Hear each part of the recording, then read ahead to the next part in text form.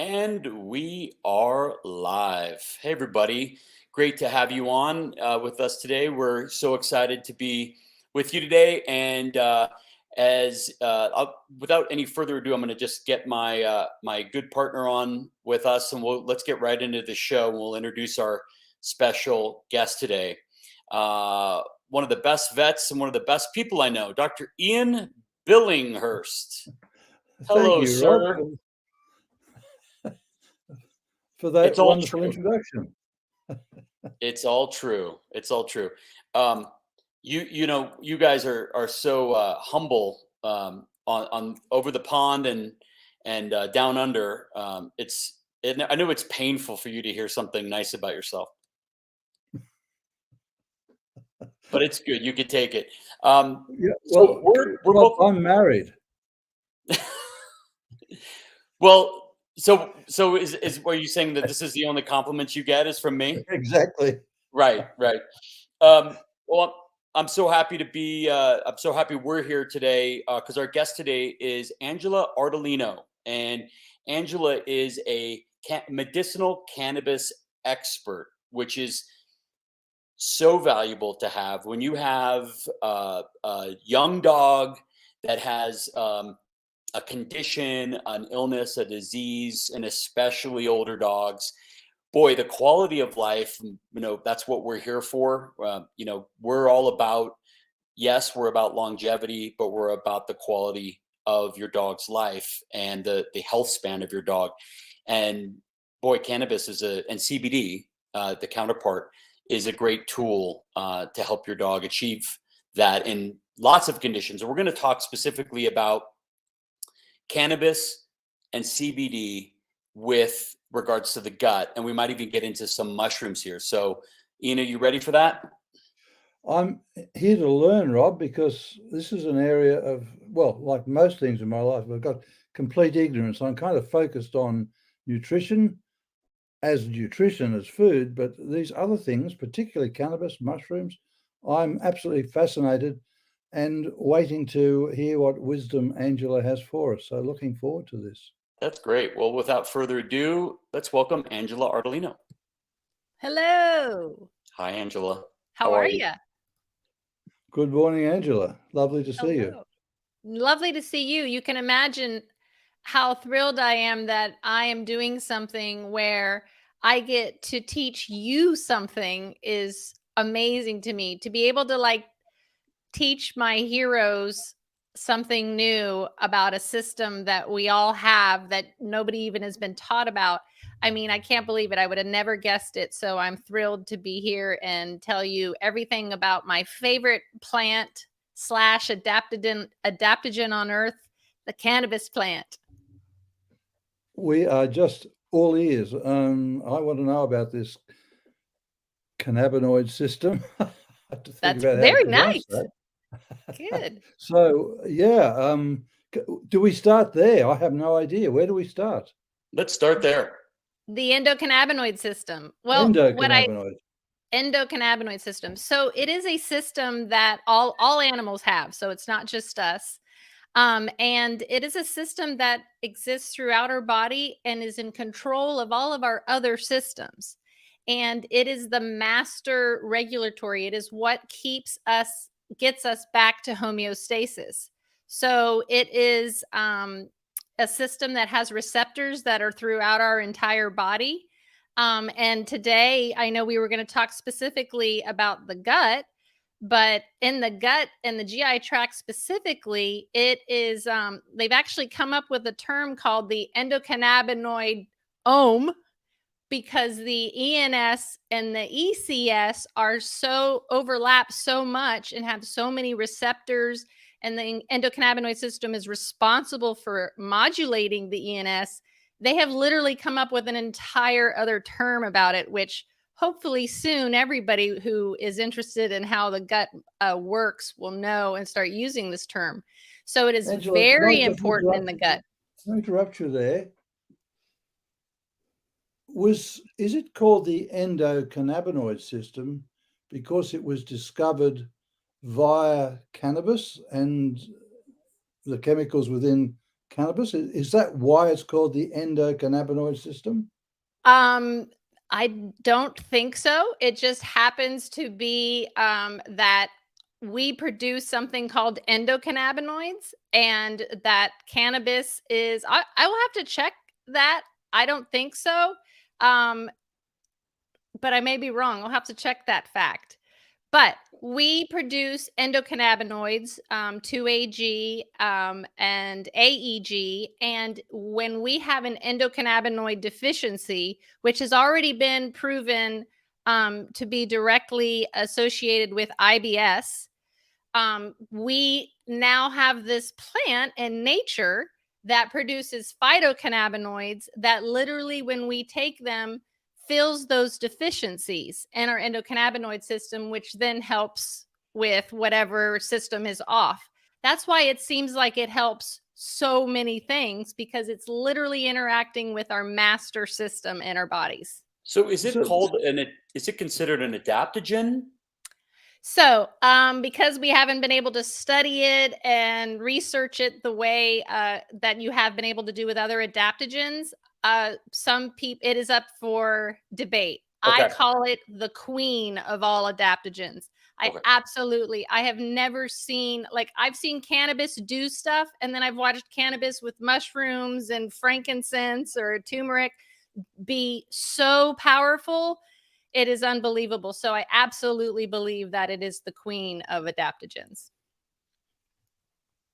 That's are great. these And chemicals only available from cannabis, No, or do other plants produce them? other plants produce them. Absolutely. So cannabis shares a lot of terpenes and flavonoids that a lot of other plants and medicinal plants have. So some of my favorite stories when I was at the University of Vermont School of Medicine's program for cannabis was, sharing how some terpenes have different interactions. So, for instance, if you were to go to a dispensary and take some cannabis, and whether you smoke it or take it in a dropper or eat it or vape it, and you get way too high, you literally can go suck on a lemon or eat some mango, because they share some terpenes with cannabis that are known to dampen the effects of THC. So you literally can bring your high down by taking them. And it's like limonene and myrcene that are very popular in other medicinal plants. So yeah. what I'm hearing here is that we have a system of receptors throughout our body that Mhm. have been there from the beginning because of our interaction with plants and Exactly. what we now call medicinal herbs, but it would indicate that we have been in association with those particular, with the plant kingdom and these ones for a very long period of time, if they are Exactly. so vital to our functioning. Um, Exactly. yes, okay, so that really is important, isn't it? That tells us, and if they're in all animals, how All of them, important fish, plants, birds. how important plants are, plant life, to all of us, our dogs, us. Fascinating. And what's really cool is, research, of course, was halted here, but like in Israel is the leader in research, and they've already actually. I'm sorry, this piece of research that I'm going to talk about is from Italy. They've already discovered that dogs, in particular, have more receptors in their brain and central nervous system than we do. Don't know why, Wow. they just do, which is why they are so sensitive to the medicine, and why a hemp product versus a marijuana product is so much better, because you need a lot less of the medicine to get the job done than we need to take. So that's Wow. a pretty cool piece of information. And you have to ask yourself, why do they have those extra receptors? And we I say it's know because they why. were eating it. Because obviously, as carnivores and scavengers, they have been eating the gut contents, the Yep, fermenting gut contents of other animals for a very long period of time. And they've enjoyed it, including animal poo, because they're coprophagic, more than we have. So, yes, I would expect that to be correct. And that puts the lie to anybody who says that dogs don't or shouldn't eat vegetables, because they are dead wrong. they Yep. are. So I don't know if you guys are ready to make a fermented hemp product, but I am. Well, what's so cool, You Angela, up there with alcohol? we're on our way because I pulled some.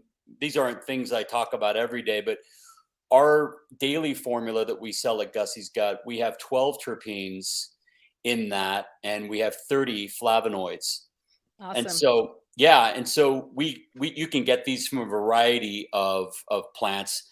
I think a lot of people think, you probably encounter this all the time. A lot of people think that you can just get this from the marijuana plant. Not so. Right. Yeah. Yep. Yeah, that is really cool. I always love when I see plants being used this way instead of, just an isolate of a compound found in a plant. Because like cannabis and so many other plants, they have a whole bunch of compounds that make it do its job, whether it's help to bind to the receptor, whether like in cancer, we have 12 interacting signaling pathways, and cannabis has already been proven to interact with 8 of them. And it's not just the cannabinoids, it's the proteins and the terpenes and the flavonoids and all of them, whether they need to be together to do a job or they do their own separate job. And then you add medicinal mushrooms and some ashwagandha and astragalus root and turmeric, and you literally are interacting with all 12 of those pathways of cancer. And so what you may not know about me, I also have a rescue farm for over 15 years now, where I rescue farm animals and dogs with problems, usually senior and geriatric. So I've already been able, since 2016, been able to put cancer into remission 4 times, and I'm talking with dogs that were 14 years old, had been fed the worst diet, were on, everything against them. And I was their last ditch effort and had nothing to lose. So I literally would take them off their prescription meds and bring them back to life, watch them. Oh my gosh, whether it's their mind, whether they start looking at you and interacting, whether it's they start going up the steps again or start playing again. It's amazing. I have never encountered anything that could provide so much relief, whether it was from pain or stress, and at the same time not have any terrible side effects. All of it's good. So I know it sounds like it does so many great things, but that's because it's interacting with the system. Wow. Wow. So maybe now's a good time to just switch a bit into what you know about mushrooms and how those can play a role with either cannabis or CBD. My favorite thing about mushrooms is that they're both a functional food and a functional medicine. So that's what I think is so Amen. cool about them. The chitin, the outer layer, is an insoluble fiber, and it's amazing when you eat it. But that's what you have to break down to get to the medicinal compounds. The worst thing that's happening in the pet industry is that there's literally like one person doing it right.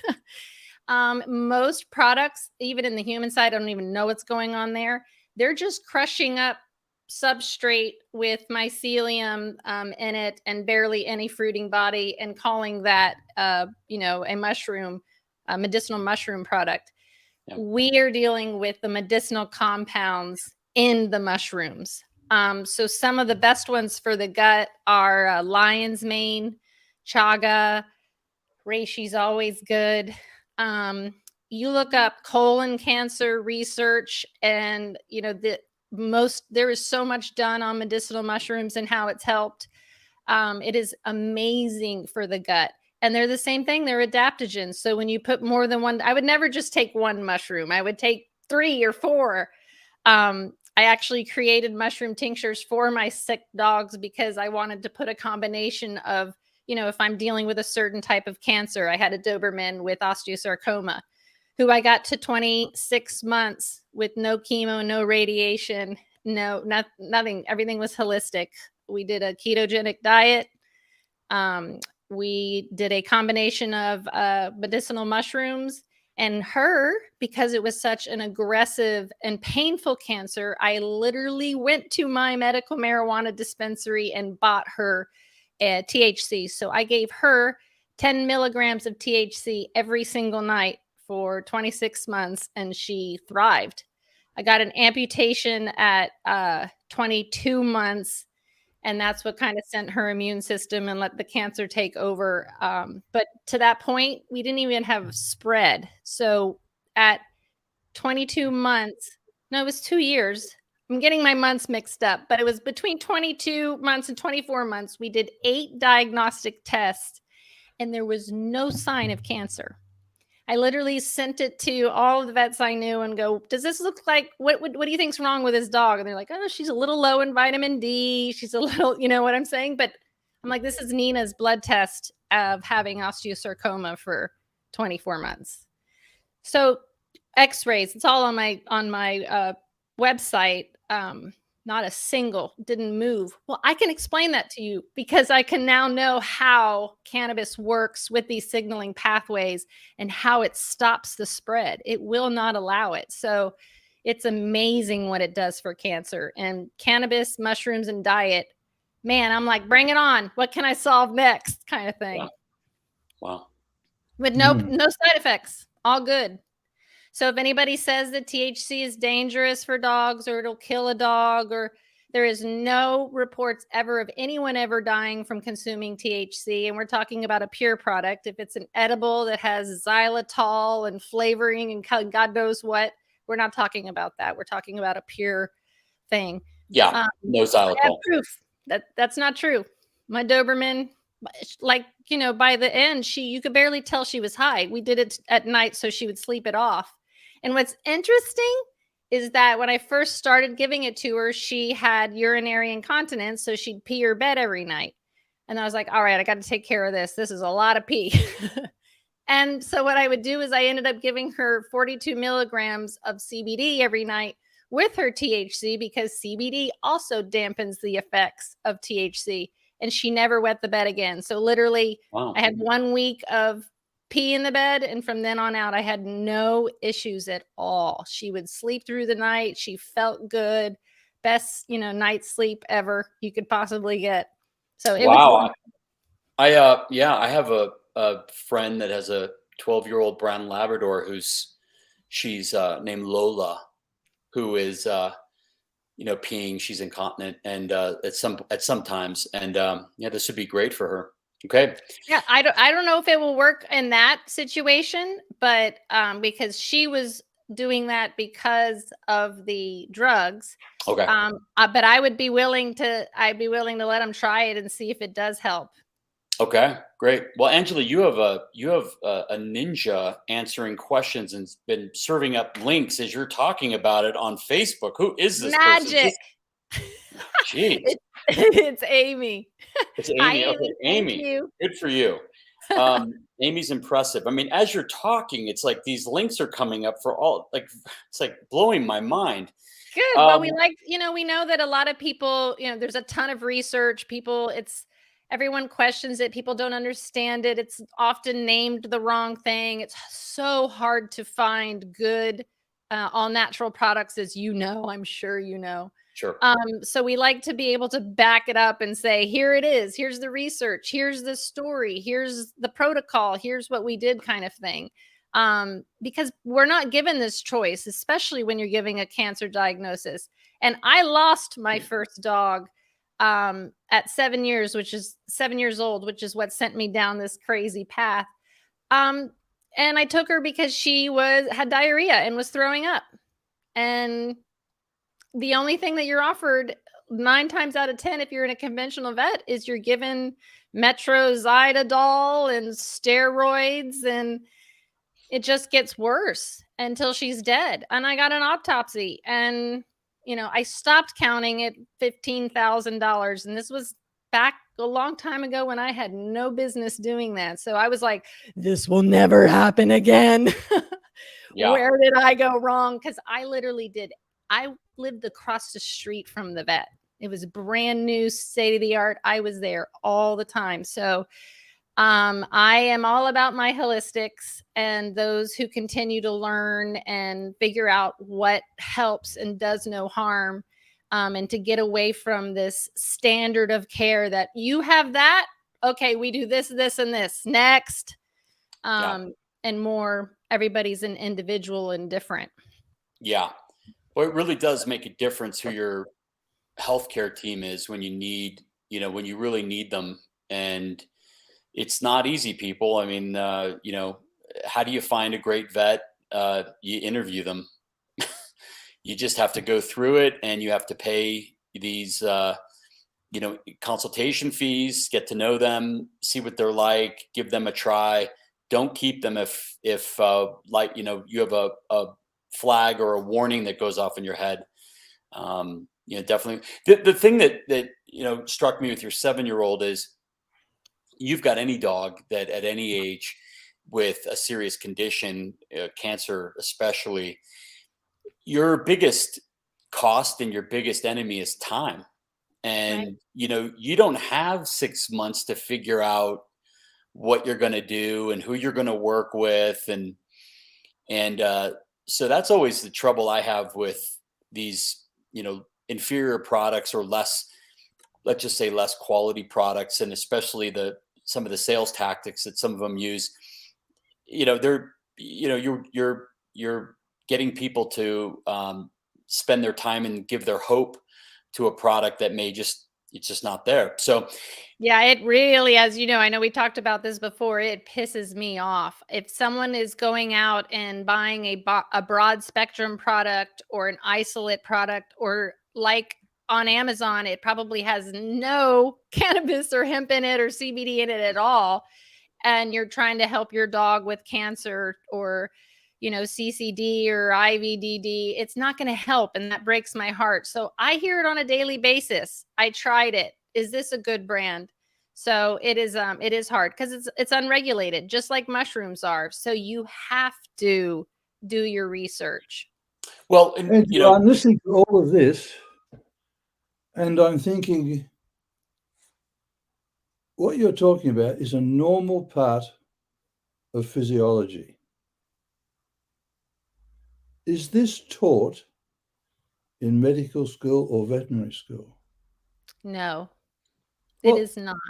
that is beyond stupid, beyond understanding that if this is an integral part of the way we work, and veterinary medicine and human medicine is dependent on understanding these sort of things in order to deal with the body going wrong, this is atrocious that this So information you know is all not those things. mainstream. Right. Oh, that's why I do what I do. I was diagnosed with rheumatoid arthritis. I was offered Humira. Humira's already been linked to lymphoma. No, thank you. And someone said, "Have you ever tried cannabis?" I tried it. I was like, I think I even tried hemp first, a tincture, and could not believe not only did it get rid of all my joint pain, but my stress, anxiety levels. I literally sold my business and threw myself in the industry. And then I was starting to meet moms who were controlling their kids' seizures, keeping their cancer away, one story after another story after. And I'm like, this is inhumane to keep this away from human beings and any animals because we have this Okay, system. what I'm hearing here is the biggest obstacle to this being adapted is its name, Yep. because it's associated with something that is a drug that causes problems. If this had another name, and that's why I ask about where it came But from, this because drug doesn't cause problems. This drug would take the place of most yes, pharmaceuticals out there. That is why that's the only problem that it will cause. well, it's but the To blow trouble your is we mind have, a little bit more, not to interrupt you. Do you know who owns a patent on cannabis as an antioxidant and neuroprotectant? The United States government. So if that doesn't make you go, now so you know have they why. got it to suppress it? What'd you say? Yes, exactly. See, we need to call this a different name, this whole system, because the fact that it's called endocannabinoid suggests that it's just something that reacts specifically with this so-called drug, this, and I know nothing, I don't really know a great deal about it. I once smoked a little bit when I was a lot younger, and it didn't do anything for me. So that was the end of my knowledge. And I know it's being used a lot. But if this system had another name, Well, I'm going to assume that why cannabis is so special is because it's already been discovered to have 120 of these endocannabinoids. yes, that's right. So the next plant that has any is like literally, I want to say a handful. Yeah, So you can't I compare to that, but it's I sharing the terpenes, flavonoids, the yeah. fatty acids, the proteins, all of that. It shares a lot with other plants, adaptogens, and mushrooms. So is there any book out there that talks about these very specific? Has anybody written something definitive? Yeah, see, Best and book that's ever. cannabis. Who wrote this? A combination of people wrote it. So it takes so it's already outdated because there's already new research. We get research every day, which we do try to put on my website, angelaardolino.com, which I'm sure Amy will put up there. So we try to keep track of all the good animal research that happens out there. But yes, this is my favorite book where they took everything that's out there and put it in one. And I'll send you the link to it. It's Thank you. amazing.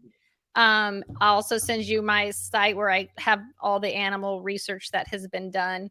But yeah, it is like nonstop. That's why I was like, ooh, cool. Want to talk about the gut? Good. I'll just concentrate on the gut because I can literally take any system and tell you how it will help. In this And it'll book, help. does it deal specifically with clinical applications of these chemicals and cannabis and so on? Yes. Yes. Okay. All right. Okay. We So this is important because it's another. I mean, this is just another area. Actual food, medicine that works.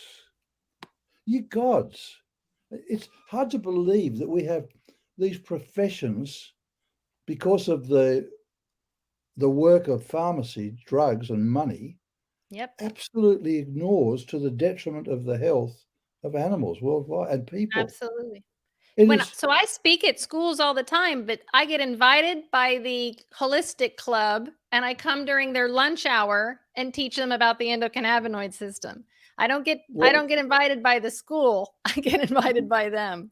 I hear you, and I was invited by the students and the head of the department, or the head of the professor of veterinary medicine, the head of the whole shebang, banned the students from listening to me because I might influence them because I was making a product at the time. But on the doorway was to the clinic was the name, and on every coat they wore, it's the name of a particular company that produced pet food emblazoned everywhere. But because I Same. had a small company that produced real food, I Yep. wasn't allowed You're to a push threat. it. Right. Yes. You're a threat. So we see the same thing. But okay, can we now talk about? I mean, I'd love to talk to you about a whole heap of stuff, particularly cancer, because it's an interest of Cool. mine. Love to. Cancer is my favorite. But we need to, yes, it's a huge area. But we're talking about the gut today. So where do we start with the gut?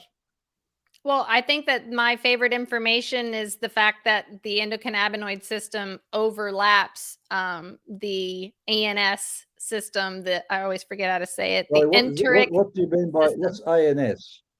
ENS, the enteric nervous system, the second brain Oh, of the okay. gut, our second brain, Okay. which lives in our gut. So Okay. so that's what that they literally have created a term because there's so much overlap, and that the endocannabinoid system modulates the ENS so much. They literally have come up with another term where they're combining the endocannabinoid system and the ENS together. And that's where they were calling it the endocannabinoid dome. Because it's so vital in everything from slowing down digestion to getting rid of inflammation is probably the biggest thing that it does.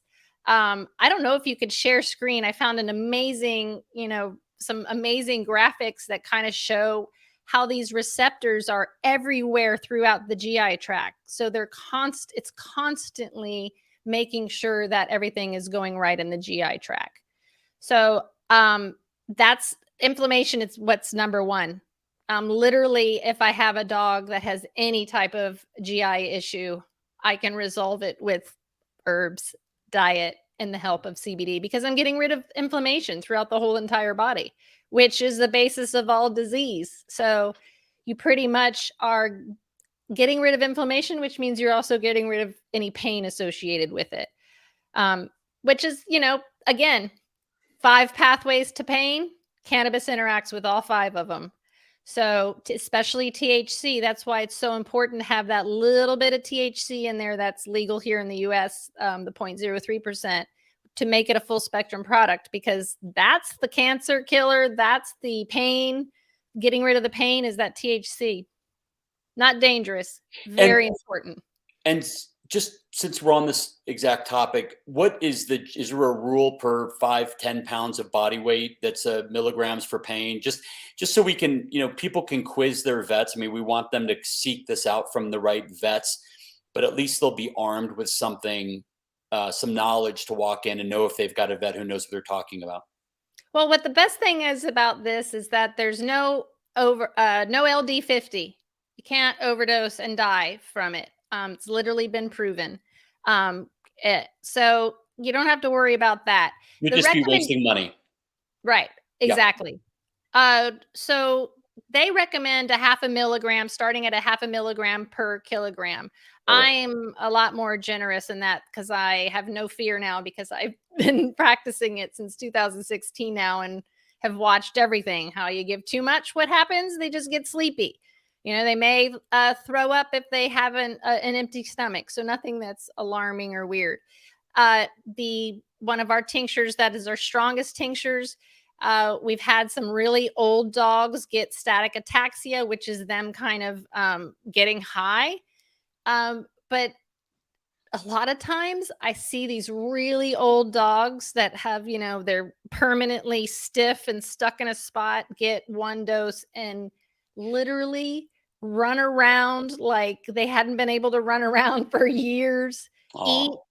It's another thing great for nausea and stimulating the appetite. Anytime you've got an old dog that, I have a 16-year-old right now. My soul dog is 16.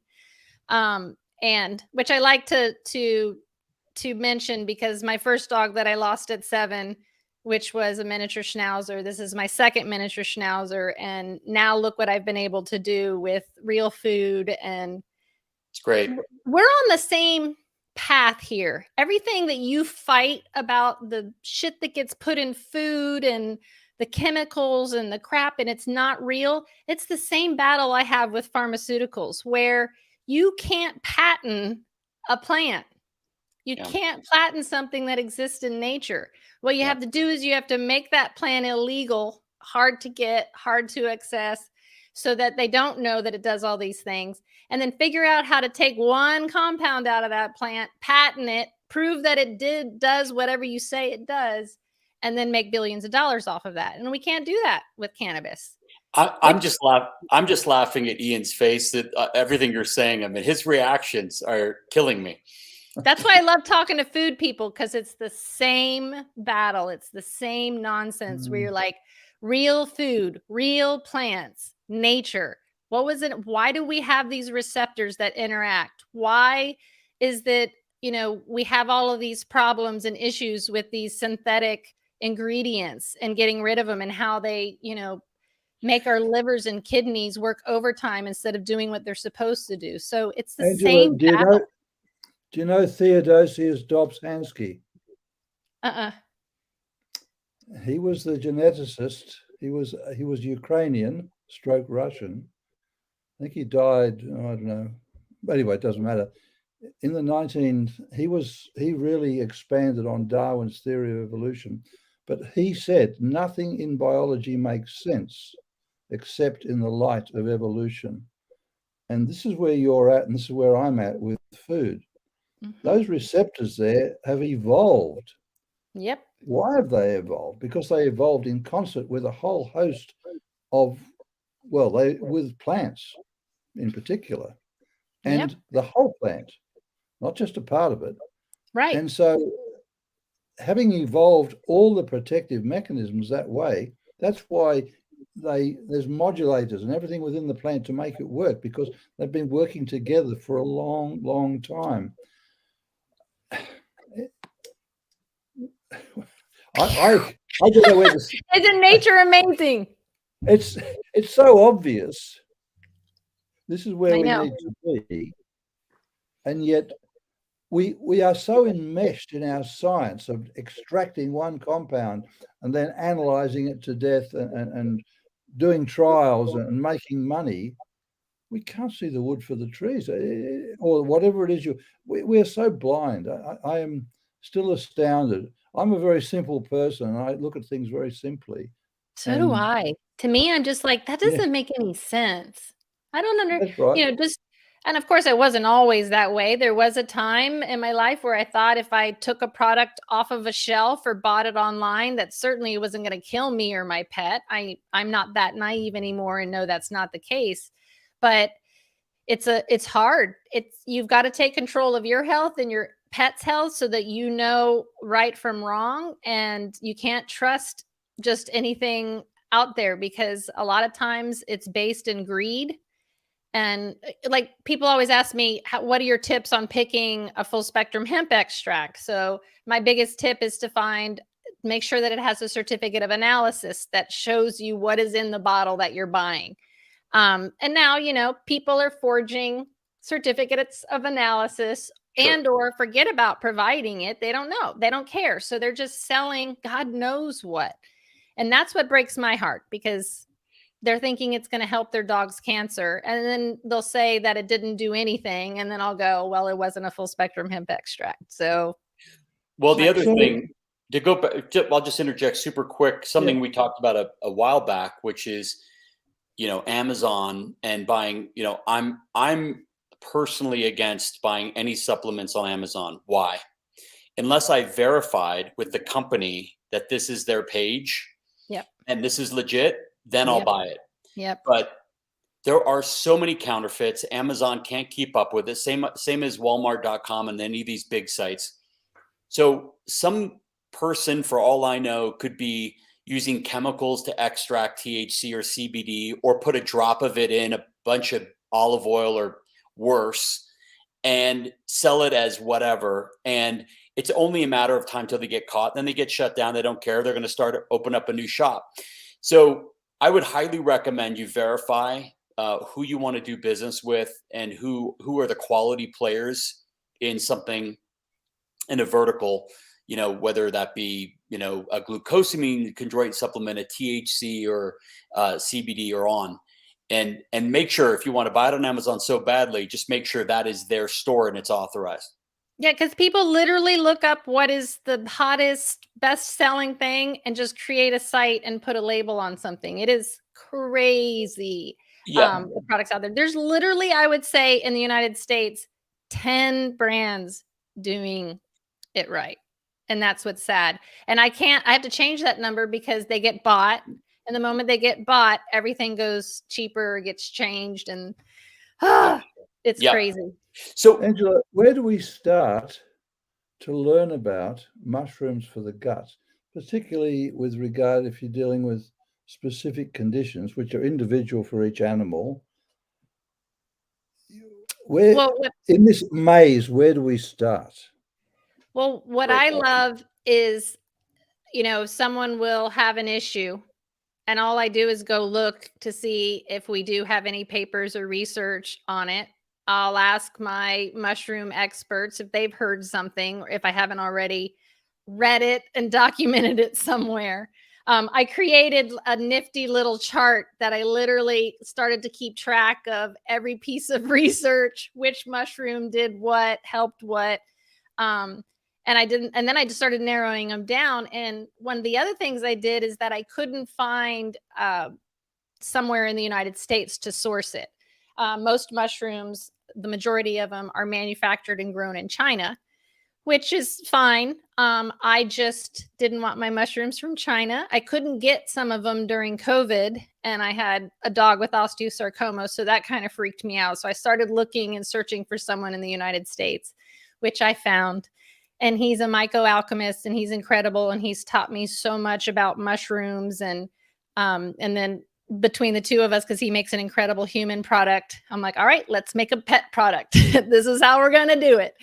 And it's been beautiful. And it's amazing because we released the mushroom product thinking that people were going to expect the same result as CBD, meaning if I don't feel good, if you come up to me in an event and you're feeling achy or whatever, I literally can put a dropper under your tongue and you're going to turn around and turn right back around and go, I can feel it already. And I'll be like, yeah, I know.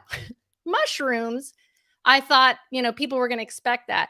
I'm already getting incredible feedback from older dogs with breathing issues, CCD. And that's because lion's mane, for instance, which is one of my favorites, literally is I can always say the opposite of degenerative, regenerative. It literally regrows the telomeres. And it's Really? the only thing that I know, a natural product that does that. So, but you can only get it if you're taking an extract of the lion's mane mushroom. You'll get it, and you'll get some of it if you eat it or cook it or whatever, but you want to make sure you're getting a medicinal extract out of that mushroom, which a lot of times you have to do more than one time. Some mushrooms you need to do an alcohol extraction because there are triterpenoids that you cannot get out unless you do, and then you get rid of the alcohol.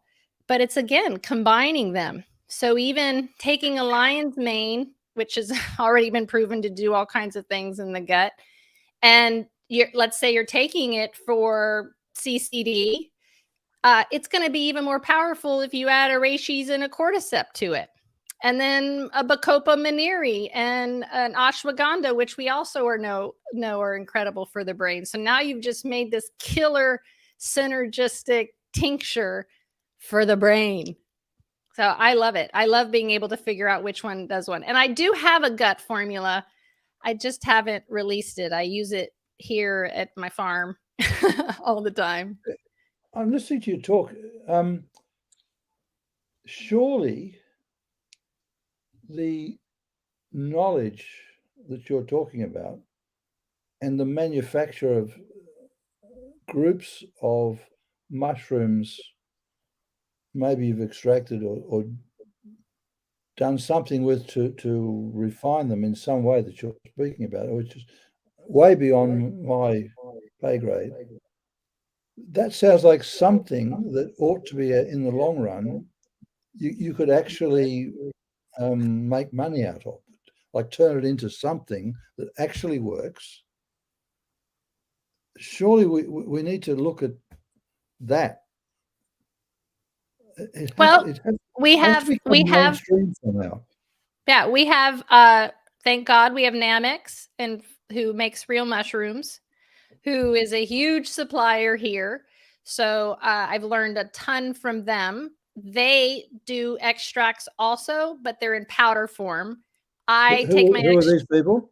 Real mushrooms. Real mushrooms. That's what they're called. Yeah, called real mushrooms. I don't. Oh gosh, I hate saying this. I would stick with their human products because their pet products are less potent. So I've always used their human products. I always say that whatever. Because people I know I don't want to insult anybody. I just believe in them being super. I feel like in the whole pet industry, they find something that probably works on the human side, and all they do on the pet side is they cut it in half and go, okay, it's good for pets. And it's like, that's not always the case. You just made it less potent, and now I have to give 3 capsules instead of, whatever it is. All the time. But or it's more oxidized or more damaged. Right. So a couple things. So the real mushrooms is who I used. They were the only trusted one that I could use. They're a powder. So a lot of my sick dogs, I was literally making mud in their food by giving, putting it in their food. And I was like, gosh, especially for Nina, it'd be so much easier if I could literally suck up what I needed into one dropper and put it in her mouth. And that's when it started. I never thought in a million years I would be a formulator, but I went out and could not find mushrooms grown in the United States on the wood or the, whatever they're found in nature, because Right.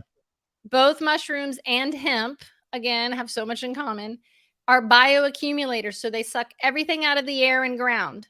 So if I'm going to say that mushrooms have all this incredible medicinal properties, I'm pretty sure that it should be grown on what it's supposed to and not on grain or oats, which most products out there are grown on oats. I wanted to in a grow sense, where they they're were direct supposed to. prebiotics. Right, exactly. They're filled with prebiotics and probiotics and, Yes, but they have digestive. to grow on their own prebiotics. Exactly. That's Yes. exactly what they're doing. They also need to be outside, especially if they're sucking everything out of the air. So they get vitamin D when they're exposed to sun. So a lot of mushrooms are grown in dank rooms or in tents. So I was like, all right, I guess I'm going to disrupt this and I'm going to create mushrooms the way that I want them created. So we work with a co-op of farmers that are in Oregon and Seattle, some in Northern California, that literally we mycelate the logs or the substrate and put it out in the wild and let them grow. So we don't even take them from what's growing wild in the forest. We are putting them out there and growing them that way. So the problem with that is that I'm already in trouble. We're already selling out and I have to do everything. And I love doing everything in small batches anyway, because I'm a control freak. So our CBD dog health products are all in small batches, but in the mushrooms, it's even smaller because it's literally like, oh my gosh, how do we keep this monster going? And no big company would ever have any use for that because I can't make them on a mass scale, which is fine, which is good. But it's good stuff. I think that we're going to see more and more people. What I'm seeing is the Frenchies with the brachial issues and the breathing issues having incredible response from that, sleeping through the night, not having a hacking attack in the middle of the night. So, and this is combining our hemp with these medicinal mushrooms and herbs. It is just that easy. Well, this is another aspect of regenerative farming. Yep. There is so much we need to do with our world to heal it. Right. And hemp within 6 years can clean up. Well, it did. It cleaned up Chernobyl. You can literally do it. You can't do anything with that hemp after it's done that. But the earth is then clean. How do you dispose of the hemp that's cleaned up Chernobyl? I have no idea. That's a good question. You bury it very deep. I was going to say, I have no idea what you do, but yeah. That's why it's good in the United States under the Farm Bill. It has to be grown organically because of that reason. But mushrooms, man, anybody can grow mushrooms, and mushrooms don't have as many problems of, like getting old or, having mold. It's mostly that nobody's making a true pure product. So if you were to do a test of beta glucans on a oat, a product that was growing on oats, it's going to show beta glucans, but they're from the oats and they're completely different beta glucans than the good ones you're getting from the mushrooms. So, and I would even wonder if you have a dog hypothetically that's allergic to oats, let's say, and then they eat that mushroom. Yep. Then what do you have? Well, that's a great point, Robin. What's worse is that they don't even let the mushroom grow. So the fruiting body is where you extract the medicinal compounds from. It's not going through its full phases. Not even going through its full. It's called a premora. It just sticks up and they throw the whole thing, grind it up, put it in a packet and sell it to you as a mushroom product. Well, Ian, I was just going to say, I think you and I should get a few acres here in Colorado. I know a few acres in Colorado where we could grow really high quality mushrooms. I'm in. Into it. I know. I have a customer right here. Good. Angela, years ago, I studied agricultural science, and one of them was on mushroom. Well, it was on fungi, and I remember there were basidiomycetes and ascomycetes, and that's all I remember. And I think the basidiomycetes are the actual mushrooms, and the ones Don't that know. produce the fruiting bodies. Right. I don't remember. Don't know. You don't know, because What? So go ahead. so I'm just thinking that you're talking about fruiting bodies. That's the important part, though, isn't it? Yeah, it's That's like where the cannabis. that's where the goodies And lie. it's like the cannabis plant. That flower of the cannabis plant, the hemp plant, that's where all the medicinal oils and properties live. So that's why we extract from the flower only, which is the same concept with mushrooms. The fruiting body, of course, it gets to a certain point with mushrooms where it has the most medicinal compounds in it. That's when you want to harvest it and extract. And when you Okay, extract, we're literally extracting those medicinal compounds and putting them right into organic coconut glycerin, which preserves it like so, a week from now, you're literally like you just extracted it. So to me, I'm like, why aren't there more products that are like out there that have these products in glycerin? Because putting alcohol in a dog's mouth, I've never seen them be able to get something completely out and talk about hating it. And now it's completely sweet. It's a sugar alcohol, so it doesn't get absorbed. It's not like for a cancer dog. It's not feeding the cancer. It does not convert into sugar. So it's just these things I'm discovering. I'm like, how come we don't all know about this?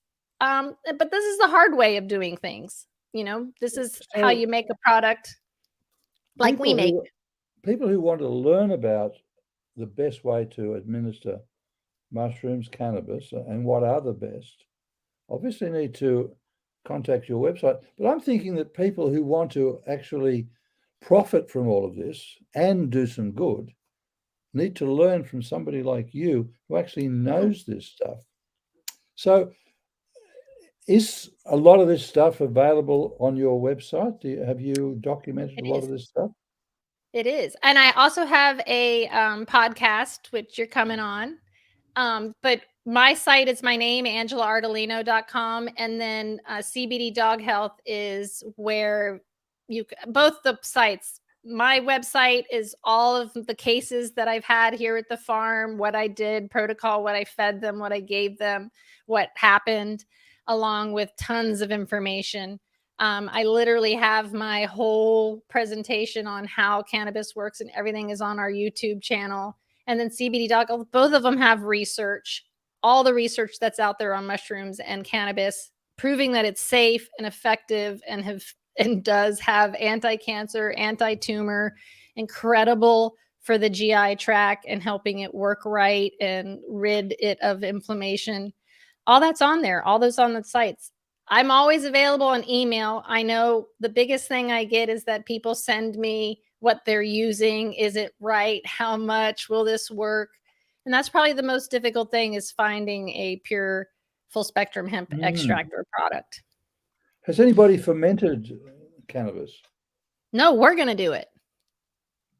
So you're going to use the fruiting bodies. Okay. Yeah. So both, well, I would So love this to know what happens to mushrooms when we ferment them, but cannabis, grinding it up, and you're getting, when you're doing raw cannabis, you're getting a whole set of acidic cannabinoids that you don't get in a tincture, or you get them, but you don't get them as much. And they in their own right have incredible properties. So CBG, CBDA, THCA in a raw form. I've been wanting to make a product. I literally grind up flowers from my dispensary and feed them to my chickens, my dogs, everybody. That's amazing. One of the things as we get close to wrap up time, where do you see CBD, THC, mushrooms playing a role in gut health? Like when would you use that therapeutically? We have people, that by Gussie's gut, that maintain gut health. We have people that are using it after antibiotic therapy to treat gut health. We have people that do Gussie's gut with probiotics. There's lots of tools. We have people doing kefir and, or kefir, sorry, and all other kinds of fermented products for dogs. So where do those play a particular role in gut health? Well, I'm learning that now with mushrooms, but with hemp, especially, I literally need to put it on a t-shirt. If you are a senior citizen, animal or human, you should be on a regular full spectrum hemp extract every single day. It just literally is supporting your immune system, modulates your immune system, whether it needs to calm it down or ramp it up. And it rids your entire body of inflammation, along with what it does for your stress and anxiety. So to me, every senior should be on one as like a daily vitamin, in my opinion. And everyone's dose is different because everyone's deficiencies are different. So depending on how many things that you're dealing with is how much you would determine that you take. You spoke about neurodegeneration, dementia. Mm-hmm. Amazing for dementia. Lion's mane, amazing for dementia. So one of my tinctures is a mushroom tincture, and it is my 3 favorite brain mushrooms: lion's mane, reishi, and cordyceps, which have all been proven to do all of that wonderful things, with bacopa monnieri and ashwagandha, which are 2 adaptogenic herbs, which already have all kinds of research showing how amazing they are. And then CBD, or hemp, is a neuroprotectant. As I told you, the US government has the patent on that. But yes, it is amazing for the brain. And combining those 2, I have watched dementia. She was 18 when she died, but I had her for 2 years. And literally this dog standing in the corners, lost everything, and then gave her CBD. And within a week, I'm holding her, and she's all of a sudden looking me in the eyes and giving me kisses. And I'm like, oh my God, oh my God, oh my God. Like things you would never expect. I didn't think I was ever going to know this dog because she was so, whether it was a pharmaceutical, haze, and it got out of her body, and whether it was inflammation in the brain and it brought that down. I watched this dog, come back to life. But then I would lose my 18-year-olds to CCD. I had never experienced that before. I didn't know how dementia killed you. But you literally forget how to eat and drink. Wow. So that's why my Clarity mushroom tincture was created, because here I am putting cancer in remission and getting these old dogs getting up and walking again, and I lose them to CCD. So no more of that now. Now they're getting this. And my 16-year-old, like if I go a week without giving him his mushroom tincture, he like loses his appetite. He kind of like loses interest in eating. It's very interesting. And then, giving him a dose of hemp and his mushrooms, and he becomes a little savage with his food. So is this a gut effect, or you just, are we talking about the gut brain working here, or do you not know? Or absolutely, that's what it's doing. Yeah, that's that's literally what the ENS system is responsible for, is that gut brain axis. Right. It's known as the second brain, and that is mostly the endocannabinoid system. All these weird, things that nobody can solve, the IBDs, the IBSs, the fibromyalgia, the migraines, all of those are deficiencies of the endocannabinoid system. And that's why there's no anything that helps them or cures them. And that's why taking a cannabis tincture, it goes whoop, and you're like, I've never felt this before. I've heard that so many times. I have tried everything. I've tried everything on my dog. So it's constantly, to me, it is an incredible functional food and medicine, both hemp and mushrooms, because they do so much in both forms. Wow. This is great. I feel like we could probably do another 3 more hours, right, Ian? Much more.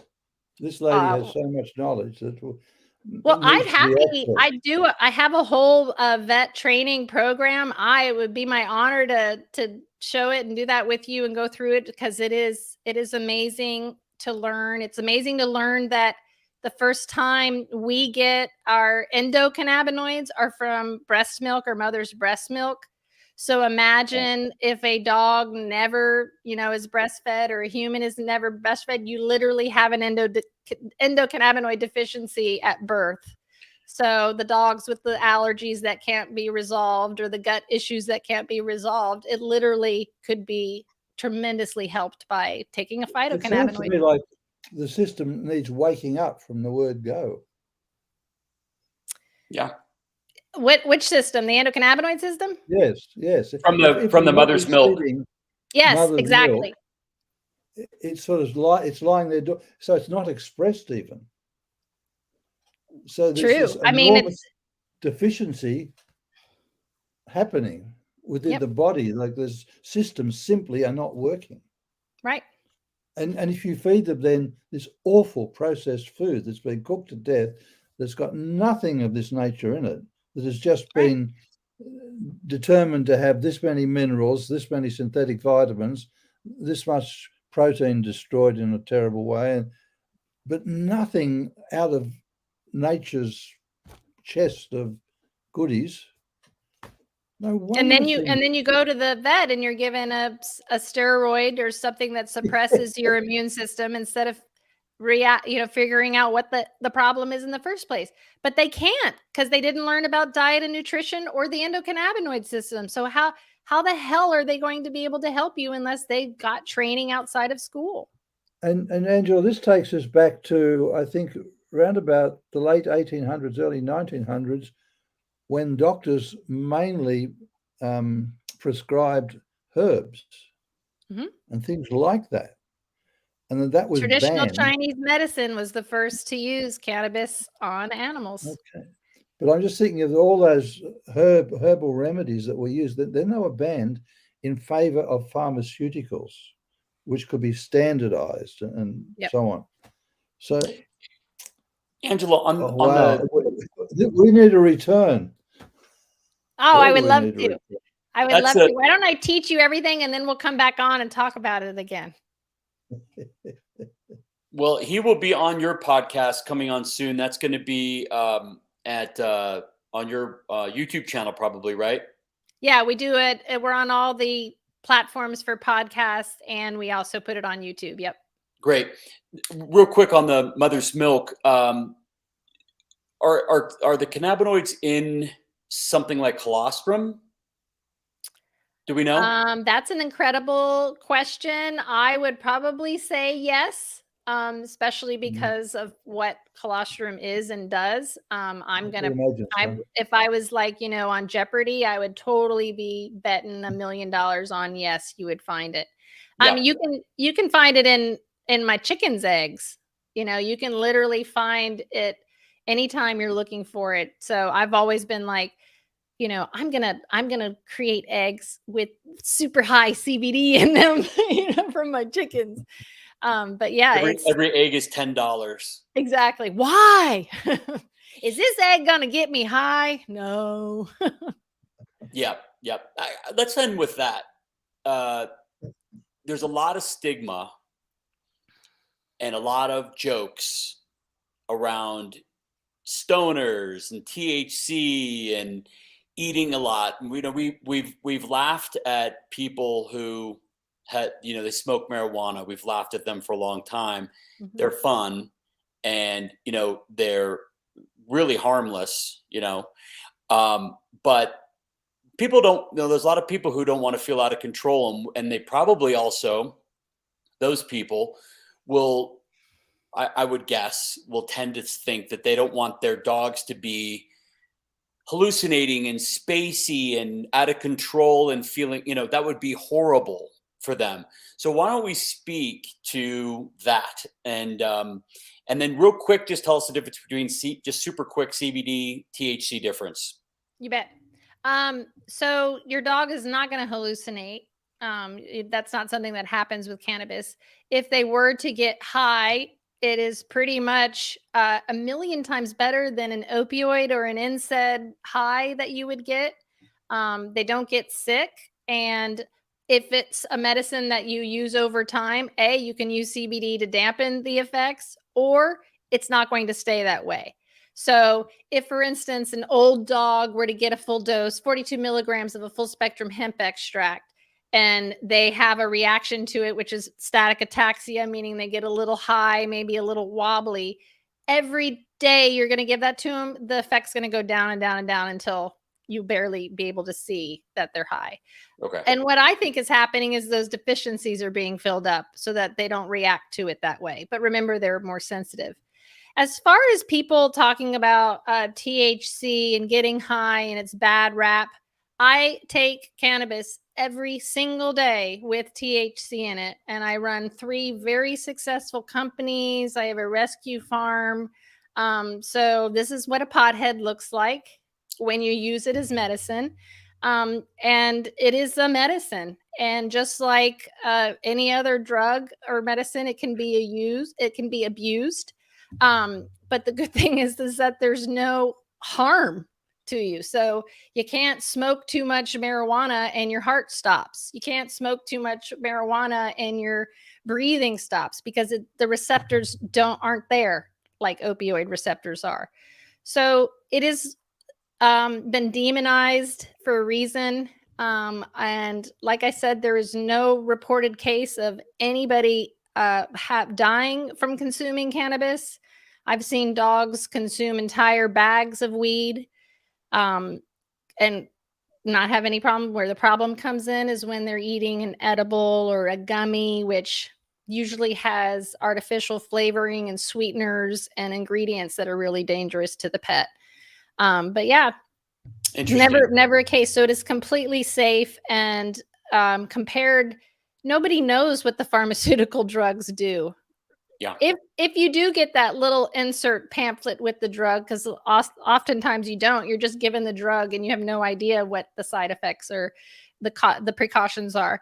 But if you do get it or you don't, look it up online and you're going to see that it kills dogs. Lots of them, but you're still given that your drug and you're questioning whether an all natural product is dangerous. We sure do have a lot to examine in our biases and where we get them, why we place so much trust on certain things and not on others. A lot of times it's misplaced. And if just examining them, if you get a chance to think about it, you go, yeah, well, why is it I trust NSAID so much, or, whatever it is? And why is it I distrust something that's natural? And sure. I love that you said that, because it's usually not until the other stuff does us wrong that we start looking for alternatives. And it shouldn't be that way. We should be going to nature first. Dr. Trina Hazza, she's an oncologist in Los Angeles. Love she her. was one of my heroes. Love her. She was at the VCA, head of oncology. She now turns to cannabis first. She treats cancer with cannabis before anything else. And this is someone who, she admits it, thought more chemotherapy is better. So you have to realize that when you get a vet like this that learns and tries and is willing to research and use it and then totally changes what they do. Yeah. It's amazing. So Who to was me, that person, Angela? Dr. Trina Hazza.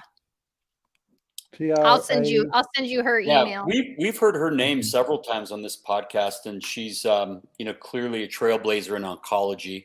Yep. Imagine a VCA that had cannabis, Chinese herbs. It was amazing. She showed me her cabinet and she's like, they trust me this much. And I was like, holy cow, this is amazing. And it was in California, where California was the only state that said, okay, cannabis is completely legal. You can do whatever you want except for veterinarians. What? Yeah. Someone wants to control it. Yeah. Someone wants to control it and make money off of it. That's literally what that boils down to. Unfortunately. Well, this is, like I said, this is a conversation we could keep going forever, but we will keep to our time as close as we can here. We will continue this conversation on other podcasts we're going to do. We'll do a couple with you and everybody. I'll just real briefly show you what I'm seeing in the comments if you're not able to look. I mean, there are a massive amount of articles that CBD Dog Health has. I mean, for dementia and I realize you can't copy and paste these, but my point is this: go to CBD Dog Health and .com and Google, search, go in the search bar and find these articles. They all live there.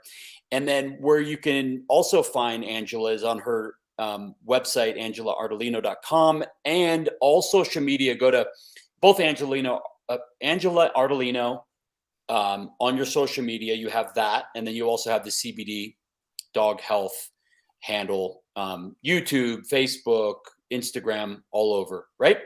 Yep. Thank you. Wow. And I'd love to Yeah. experiment with you guys and create some fun, cool things with cannabis or mushrooms. I think that they're amazing. I think it's almost, I think that like there's certain mushrooms that I wouldn't do every single day. So I don't know if it would be a daily thing, but like maybe a supplemental to what you're doing with something that's a little more special. I would love to do that. That's why we don't have mushrooms in our daily formula, because it's just not something you need to have every single day. But we have big plans for mushrooms, and I really like what you're doing. And so we'll have to get our heads together on that. Yay! So excited. Thank you for having me today. I love talking about cannabis and mushrooms, so I appreciate the time. Thank you for sharing your knowledge. It's absolutely brilliant. Thank you. All right, Angela, we'll be talking soon. And thanks everybody for staying tuned in and your wonderful comments and your engagement. And we'll talk to you soon. Bye, everybody. Bye.